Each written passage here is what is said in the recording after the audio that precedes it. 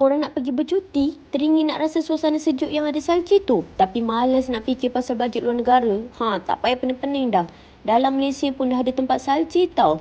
Dekat Snorkeling Wonderland Seremban, korang boleh main salji sepuas-puasnya tanpa limit masa.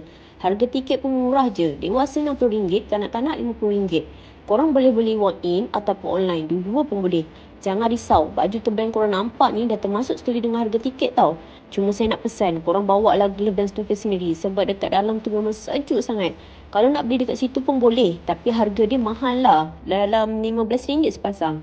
Jadi baik korang bawa siap-siap dari rumah dan bawa lebih sikit. Sebab kalau satu basah memang tak tahan lama. Tempat ni tak besar sangat, tak kecil sangat. Just nice untuk anak-anak main dan kita pun boleh enjoy sekali. Dalam ni ada slide, ada basikal, ada juga slide yang boleh pusing-pusing tu. Semua ni boleh main sepuas hati tanpa limit masa. Yang bestnya, kalau korang dah keluar sebab nak rehat ke, nak minum air teh panas ke, boleh basuh balik tau. Cuma kena beratur sebelum ni dekat pintu masuk. Macam kami hari tu, mula-mula masuk sekejap je sebab tak tahan sejuk. Keluar kejap, doublekan baju, lepas tu masuk balik. Baru puas main. Serius, tempat ni memang best gila tapi sejuk dia bukan main lagi. Kita orang yang dah pakai berlapis-lapis pun tetap rasa menggigil. So make sure korang pakai tebal-tebal baru boleh enjoy lama-lama. So untuk korang yang teringin sangat nak rasa suasana salji, tak payah dah susah-susah nak simpan duit pergi luar negara.